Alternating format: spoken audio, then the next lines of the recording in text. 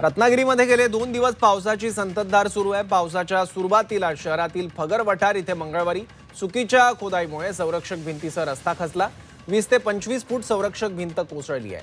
संरक्षक भिंतीला लागूनच अवैध खोदकाम सुरू होतं। रत्नागिरी शहरातील फगर वठारमधून पोलीस अधीक्षक कार्यालयाकडे जाणारा रस्ता बंद झालाय। रस्ता खचल्यानं लागून असलेलं आंब्याचं झाड देखील कोसळलंय। याचा आढावा घेतलाय आमचे प्रतिनिधी रवींद्र कोकाटे। जिल्ह्यामध्ये पावसाची संततधार सकाळपासून सुरूच आहे। आपण सध्या रत्नागिरीतल्या फगर वठार या वाडीमध्ये आहोत। ही सध्याची स्थिती आपण बघतोय।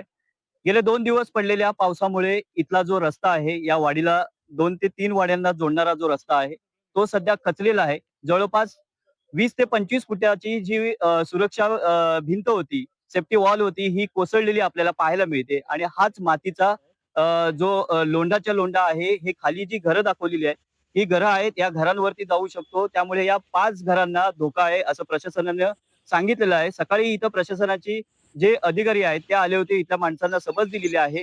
जवळपास 5 घरांना या धोका आहे। आणि आत्ताची सध्याची परिस्थिती आपण बघितली तर ही जी रस्त्याची कडा आहे ही पूर्णतः खचलेली आहे। तिथे प्रशासनाने बोर्ड लावलेला आहे की हा रस्ता वाहतुकीसाठी बंद आहे। मात्र पावसाची संततधार गेल्या 48 तासापासून जिल्ह्यामध्ये सुरू आहे। अशा प्रकारे हा जो पाऊस आहे, या जिल्ह्यातली स्थिती आपण बघितली तर कुठे कटाई केलेल्या डोंगराची माती, दरड माती रस्त्यावरती येते, तर काही ठिकाणी ग्रामीण भागामध्ये या पावसाचा फटका आहे तो सर्वात मोठ्या प्रमाणात बसलेला आपल्याला पाहायला मिळतोय।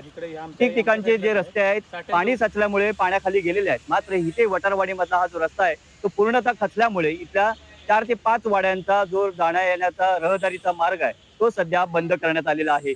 Ravindra Kokate, Zee Media, Ratnagiri.